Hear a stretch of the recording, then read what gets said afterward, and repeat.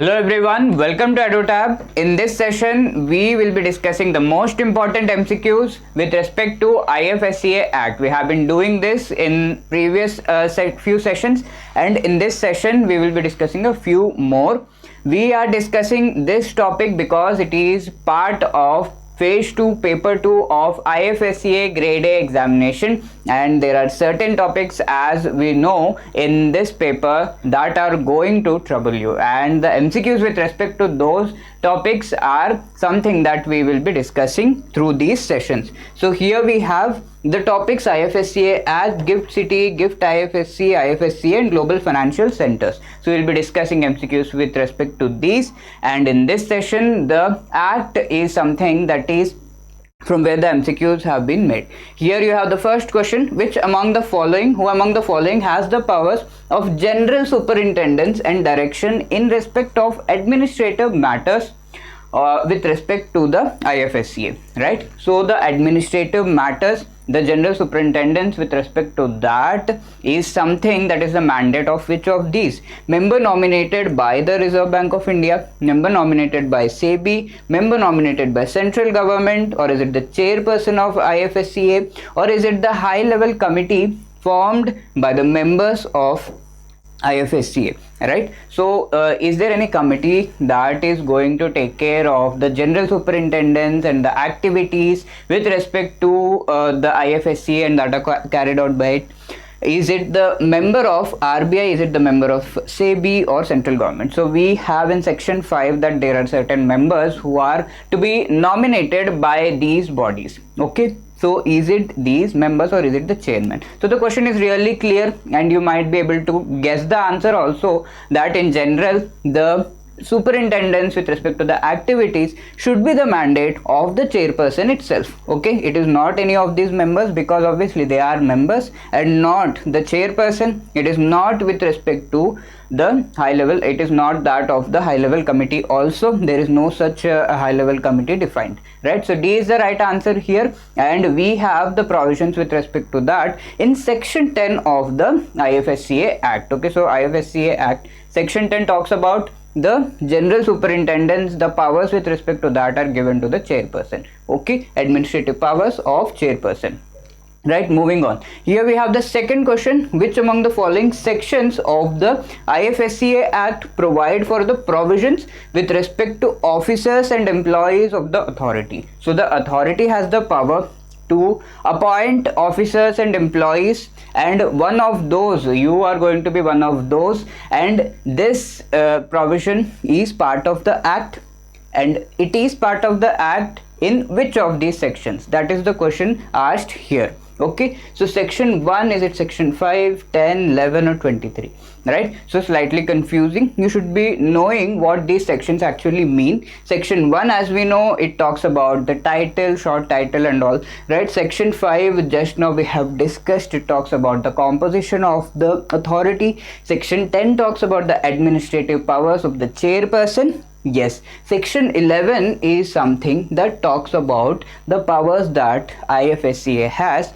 with respect to appointing the officers and various other staff employees that the authority actually requires to carry out its functions. And in this respect, the authority has come up with certain regulations also, which provide for appointing grade A, B, C, D officers and further, right? So those are part of the regulations that the IFSCA has come up with, and those regulations have been made with respect to the powers that the IFSCA has as part of section 11 of the Act. Section 23 actually talks about delegation of powers. Okay, delegation of powers that the IFSCA can do. Okay, we'll be talking about section 23 also in our further sessions. Section 11 is the right answer here. Option D talks about these employees and officers, and it is section 11 with respect to which your appointment will also be done, and obviously the other regulations that the IFSCA has come up with. Here we have the third question: the measures taken by IFSCA to carry out its functions with respect to financial products in a particular IFSC is to be decided by. we have financial products, financial institutions and services, which are the areas in which the IFSCs conduct various activities.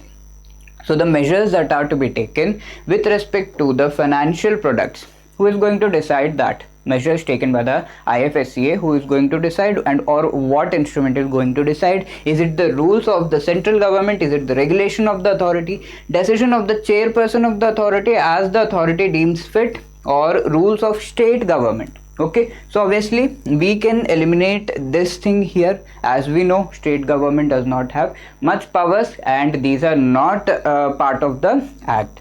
Here we might be getting confused between other things that we have here. These also might be correct, but the most appropriate answer here is as the authority deems fit. Okay, we are talking about the measures that the IFSCA can carry out with respect to the activities with in regard of the financial products in IFSCs. Okay, so that is the mandate of the authority and the authority is going to decide that. And this is something that is part of section 12 of the act, which tells that it shall be the duty of authority to develop and regulate financial products, services and institutions in IFSCs by such measures as it deems fit. Okay, so that is the most appropriate answer here as per section 12 of the act. So D is the correct answer right here. Okay, we are moving on towards the fourth question. Section 13. So we are talking about section 13 here of the IFSCA Act. It actually provides for amending one of the schedules of the IFSCA Act.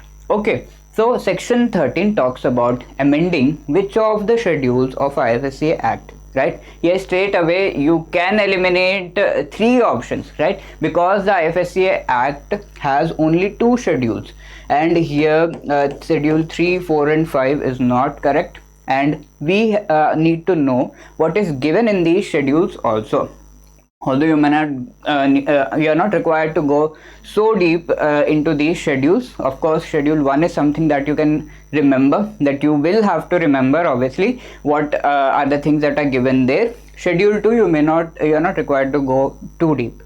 What is there in schedule 1? In schedule 1 we have the list of the regulators whose activities are to be carried out by the IFSCA with respect to IFSCs. So we have 4 regulators that are part of this, and the list for that is given, and that is RBI, SEBI, I hope you know the list by now, IRDAI, and we have PFRDA, right? So these are the 4 regulators that are part of schedule 1 of the act. And also there are the listing, the column 2 has listing of the acts with respect to these bodies, right? So that is part of schedule 1, and this is something that can be amended as far as section 13 of the act, the provisions given there are concerned. Okay, so section 13 says that any of the regulators can be removed from the list, can be added into the list. Any of the acts here can be removed, can be added. So it provides for amending the schedule,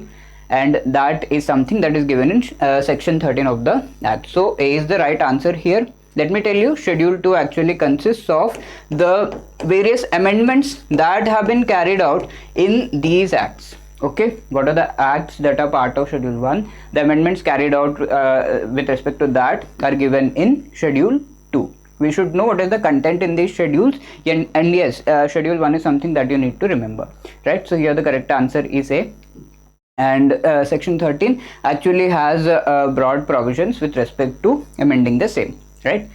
Yeah, and let's have a look at the fifth question. This is homework for you. I hope you'll be answering this in the comment section.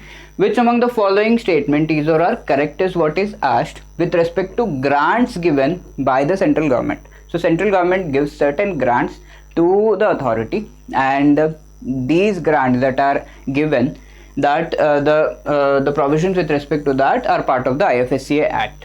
Which of these statements is correct is asked with respect to the same. First statement here says the grants are provided after due appropriation made by the parliament. So the central government is giving grants, and is that required to be ratified or is that required to be laid before the houses of the parliament?